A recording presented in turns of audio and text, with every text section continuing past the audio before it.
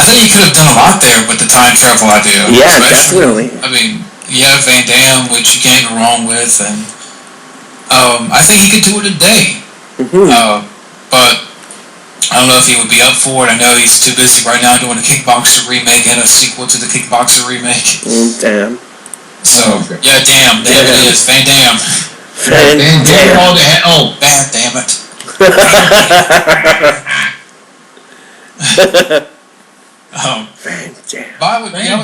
Van Damme. Van Damme it. As far as how I would do it, how I would done a Time Cop sequel, maybe you can have him go further back in time or go into the future. I'm not sure. Yeah, I would like that possibility. When you get to time travel, possibilities are just, you could do anything, you know? You can keep that thing running for like 10, 15 movies. Yeah, definitely. Yeah. Okay, next thing, kind of talking about some topics here. Thoughts on this Expendables-like horror film where you have Robert Englund, Kane Hodder, Doug Bradley. Yeah. I would love to see that. It sounds interesting, but are they coming back as their characters from or they're playing different characters? Well, my understanding, and I could be wrong, someone please correct me, but it's going to center around the main character trying to survive like these characters that are played by Robert Englund and Kane Hodder. Well, I think it's Kane Hodder is the main character, and he's trying to survive a house full of horrors, and these characters played by Robert Englund, and so I wrote down some names right here. Ken Foray is going to be in it. Bill Moseley, Dee Wallace, Danny Trejo. Oh, I love Dee Wallace. Me too.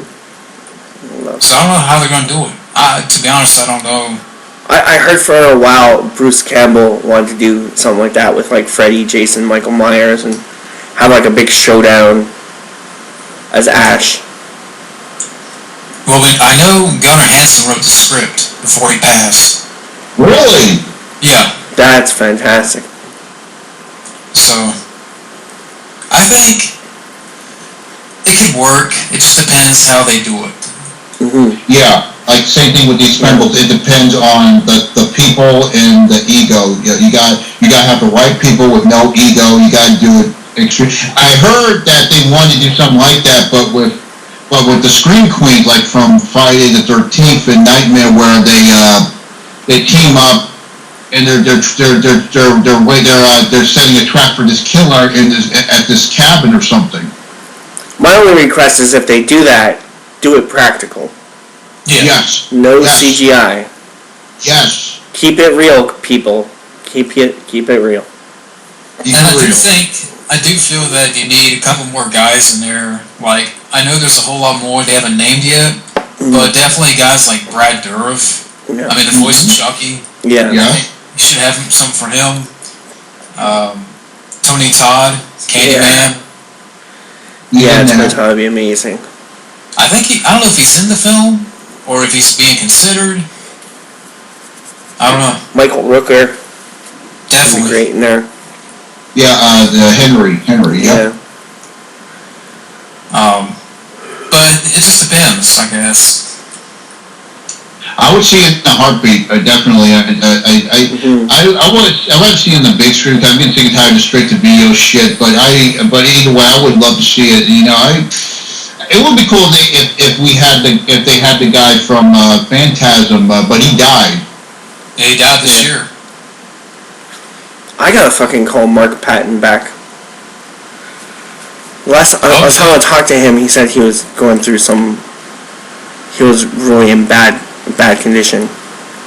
And then you talking to Mark Patton? Yeah, and then we were supposed to get together to do something, and he was in really bad health. So we would pick one day, and then he would have to kind of reschedule it for another day, and then we'd get to that day, and it just went on and on like that. So I just said, like, when you feel better, give me a call.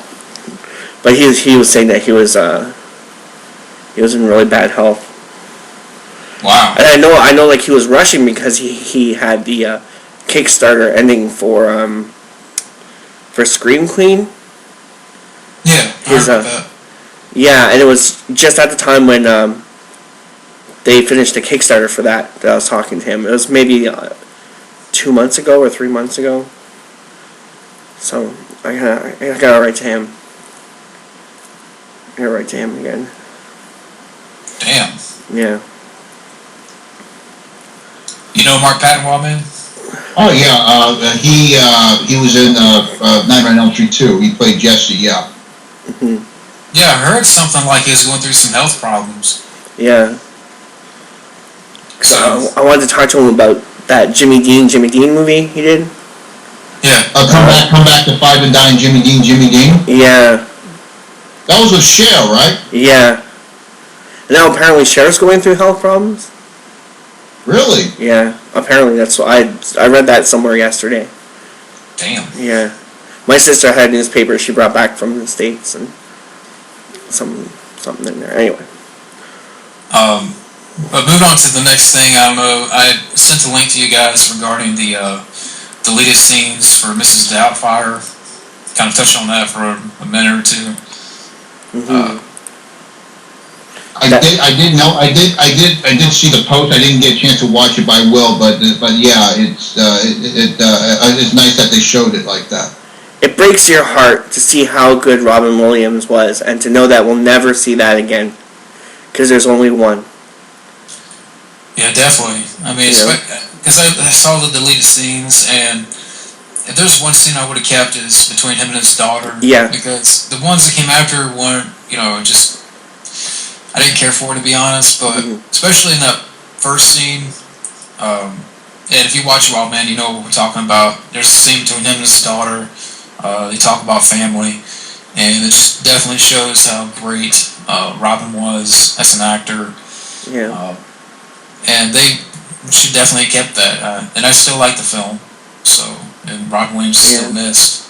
I got to see that in the theater too, and that twinkle in his eye. I saw it in there as well. I saw it, and I know the scene you're talking about. I didn't get a chance to actually watch it, but I saw him talking to his daughter. I knew it was going to be emotional, so I'll definitely get back to you on that. Definitely watch it. Definitely, I'm sure there's a lot. Yeah, it really showed what he was more than just a fireman. He was a Renaissance man. He could do every. And of course, I believe his most underrated role is most definitely Popeye. No one can play Popeye like he did. He brought Popeye to life. Definitely. No one can play Popeye like he did. He was born to play Popeye, and I think that is his most underrated role. He should have won an Oscar for that. But it's true too. Like when you watch all those scenes compiled, it really shows you like a range, like this spectrum he has, where, like when they're doing the spelling bee, and the kid loses her concentration, and she misspells discriminate or whatever it was. That look he's got on his face when he realizes that he just wrecked the whole day. Like he's standing in the aisle, so everyone who's sitting down all around can see him, and he's trying to encourage his daughter, and then she loses her thought, I guess because she's honed in on him, and then the whole thing falls apart, and he's got this look on his face. It's just, it's timeless. It's so haunting to think that we'll never get another Robin Williams movie. We'll never see spectrum like he can do. Because then you got that scene where him and his daughter are talking. It's such a heartbreaking scene. And you got the scene of him and Sally Fields fighting. It just shows that he could do so much. Yeah, I think even in that scene too, where he's talking with his daughter, it's just weird. Like he mentions, just kind of paraphrasing, but he talks about how you can't pretend all the time. Yeah. You can't be a pretend person, and it's kind of a sad reflection of what eventually happened. I mean, I know. At this point, the cause of death is not due to depression. I think it was more of a disease.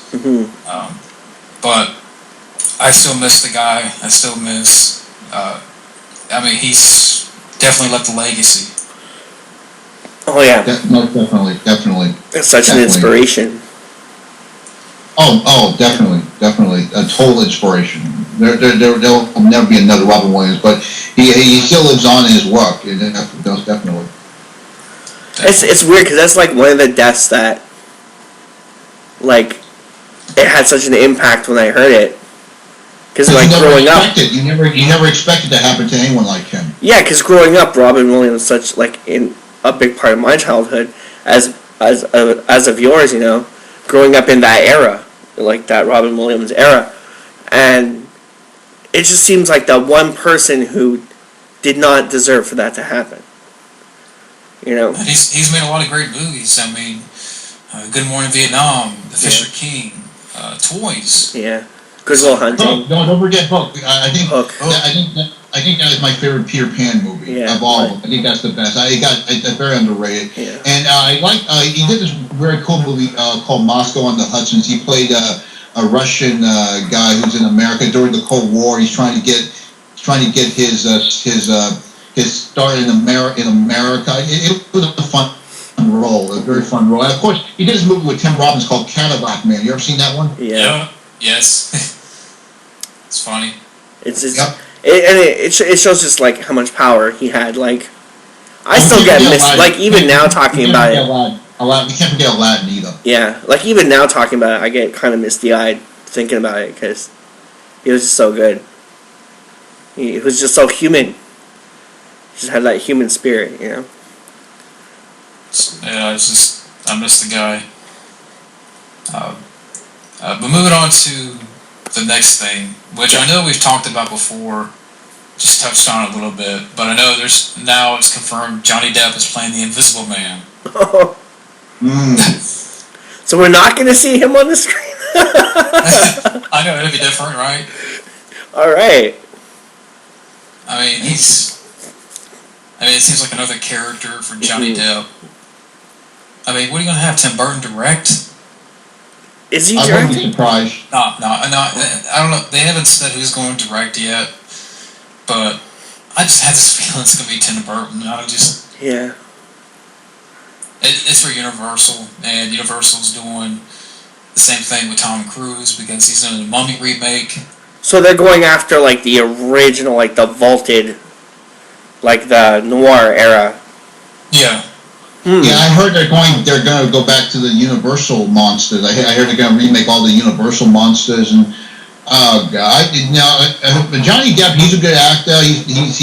He's impressed a lot of people. He can play different roles, but he's done too much of it. It'll be interesting what he's going to do with this, and what's cool, you don't have to see his face a lot, but he's done too much of it. He should take a break. Like we mentioned before, he's already proved himself enough. He should take a break and do something else. Well, if they're gonna do this line, you know, they should bring back Tom Woodruff Jr. as the Gilman, like the from the Black Lagoon, creature from the Black Lagoon, because he was great in Monster Squad.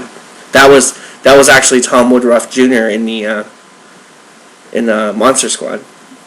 Oh, Yeah, he was the Gilman, and he was great. He looked awesome. It was awesome. I mean, Johnny Depp, he's a good actor and all, but it's just his shtick has become tiresome over the past decade with all these characters. Yeah, Caribbean. Yeah, and then Willy Wonka and Alice in Wonderland, and Yeah. but yeah, it's just I'm kind of. But he even played one of us Quebecois people in Whitey Bulger. Yeah, Whitey. Yeah. I haven't seen it, but I saw the TV spot, the clips. He was creepy in that movie. He did a great job, and he should have been nominated for an Oscar for that.